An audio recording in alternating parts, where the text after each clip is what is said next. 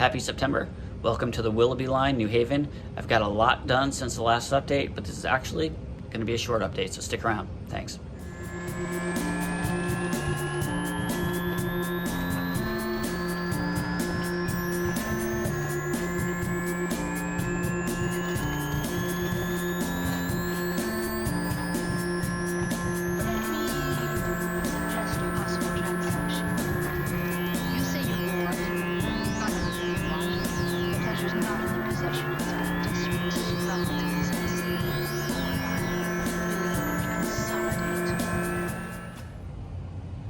So my summertime goal that I set out for myself has been accomplished and completed almost 100%, almost. The table has been redesigned, repurposed, and finished off, including the lift out section, which right now is semi-permanent, which I'll show you the details in a minute. The track is laid out, and most of the track is nailed down briefly or semi-temporarily. I may remove the nails once I ballast the track. That's a little bit farther down the road. And I'm missing a little bit of roadbed on this spur. Well, actually on this entire spur. It's not nailed down and I'm missing the roadbed. I may throw another turnout in here. I'm not sure. I need to mock up some buildings. And then I ran out of roadbed on that section. So let me show you the details of the lift out section and what I've done, and go into some more detail about where this is going to go next. Okay, so I've been posting updates on here as well as my Instagram page about this lift out section and some problems I knew I was walking into when I started.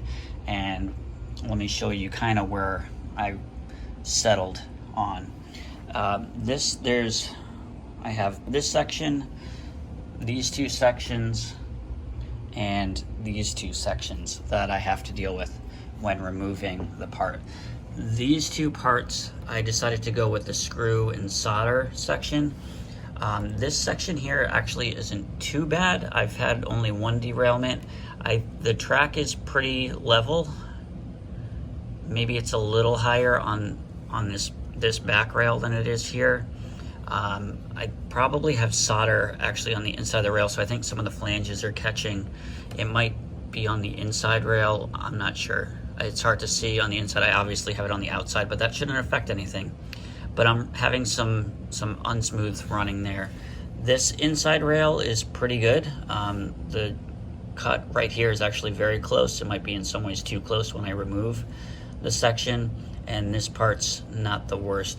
I do have this issue here, which is just this tiny little section of track, which I really hate having this kind of thing, where it's just a brief little section. But I actually liked this method. Somebody had suggested it, I think on my last update, but I wasn't sure exactly what they were talking about through the explanation. I'm a visual person, so once I saw a picture, or actually a video of this exact method, I thought, oh, that must be what they're talking about. Let me try it, and it actually works really well. This section over here I knew was going to be the most troublesome. It actually runs extremely smooth over this, and it looks terrible. That gap is ginormous. The flanges stay in that gap. I am amazed that they don't go right through that on this section here. But I think I may, this is a section of flex track, I may use a section of snap track that will hold its rail curvature a little better, but honestly for now it's okay. I don't have any problems. And then this section is pretty straightforward. It's a straight cut, and I use the rail joiners to hold it in place and to keep the continuity of electrical going through.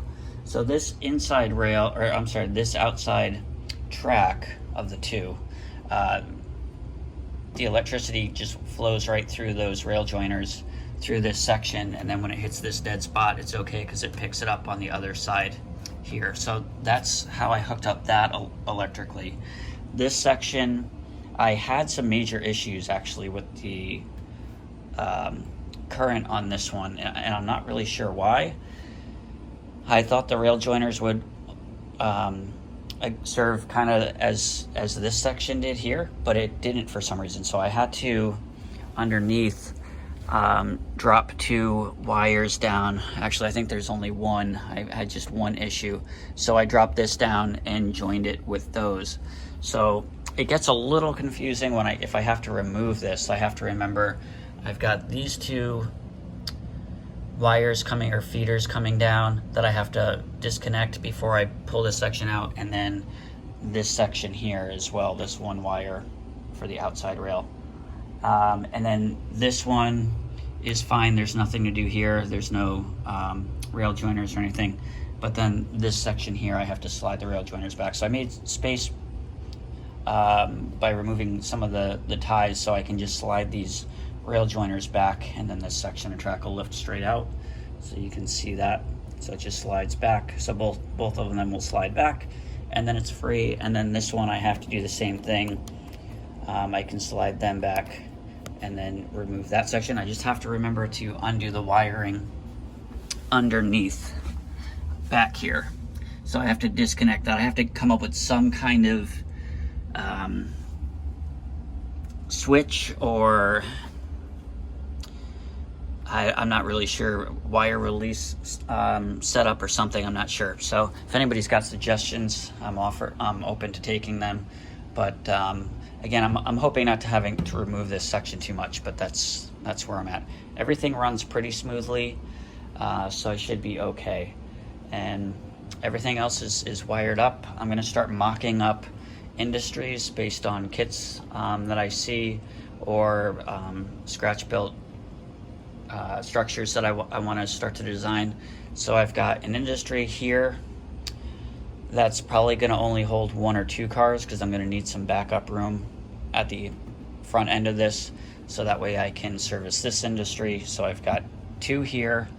The road is going to go underneath the tracks here and come probably across here to service this industry. I'm not sure where the rest of it's going to go.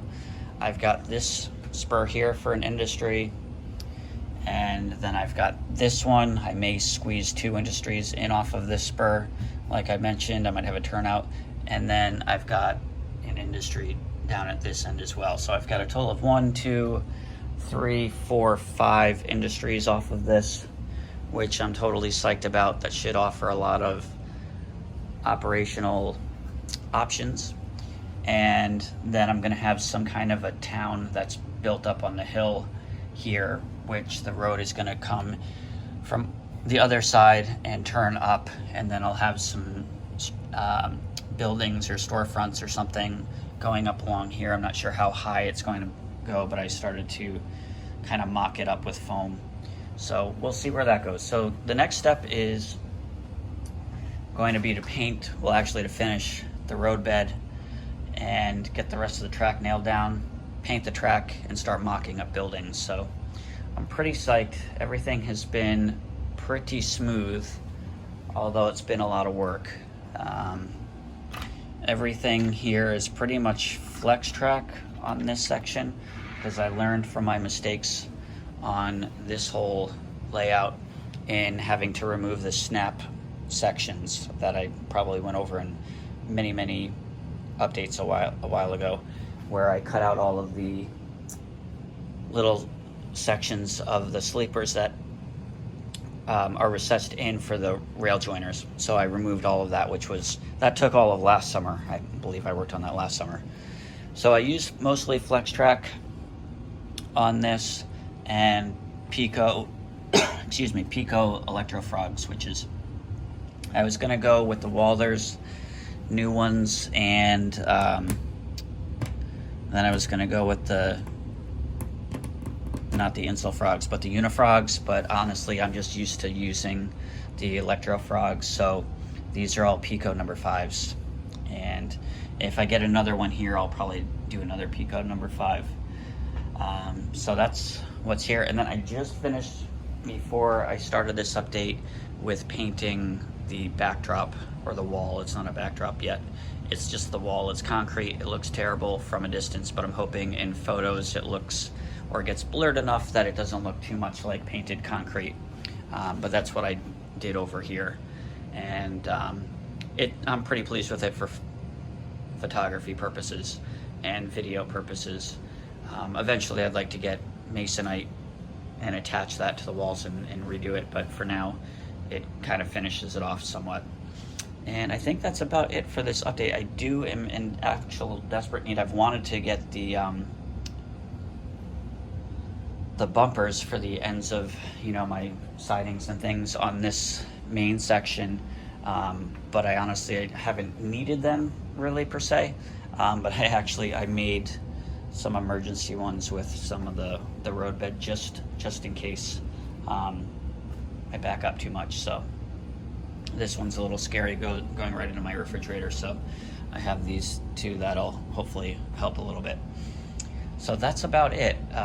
Hopefully on the next update I'll have some track painted or at least finished, and maybe some mocked up structures so we can see things, how they're going to start to take shape.